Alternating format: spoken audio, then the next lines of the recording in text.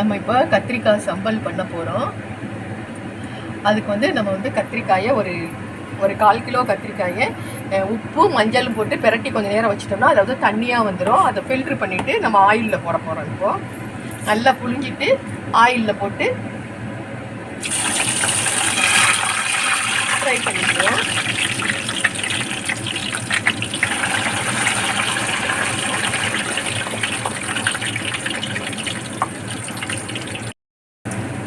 அது நல்லா வேகட்டும்.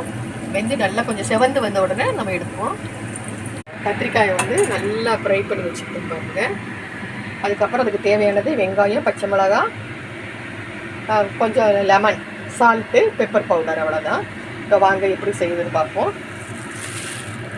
வந்து வெங்காயத்தை நல்லா நீல வாக்கில் வெட்டிட்டு ஒன்று ஒன்றா கொஞ்சம் நல்லா உதிர்த்து வச்சுக்கிறணும்.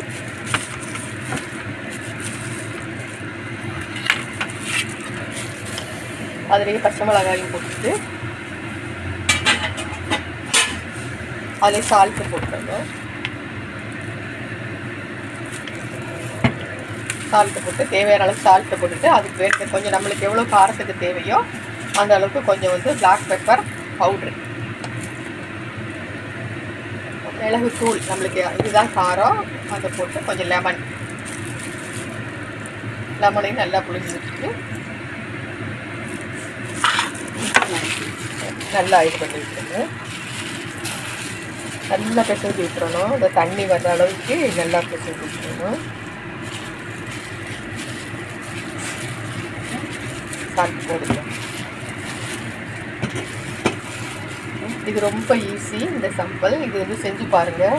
ரொம்ப டேஸ்ட்டாக இருக்கும், புது மாதிரியாகவும் இருக்கும். இதே பாவக்காலையும் பண்ணலாம். இதே மெத்தடு தான் நம்ம வந்து கருவாடு, நெத்திலி கருவாடு, கூனி கருவாடு, இதெல்லாம் வந்து இந்த மாதிரிலாம் செய்யும்போது ரொம்ப டேஸ்ட்டாக இருக்கும். இது ஒரு ஸ்ரீலங்கன் டிஷ்.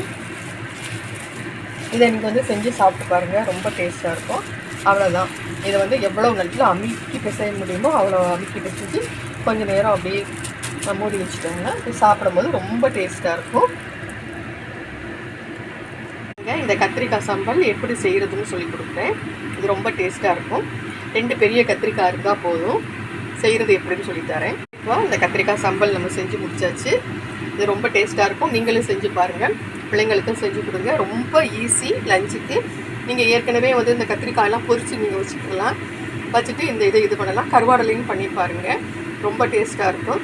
லைக் பண்ணுங்கள், ஷேர் பண்ணுங்கள், கமெண்ட் பண்ணுங்கள், சப்ஸ்கிரைப் பண்ணுங்கள், பெல் பட்டன் அமுக்குங்க.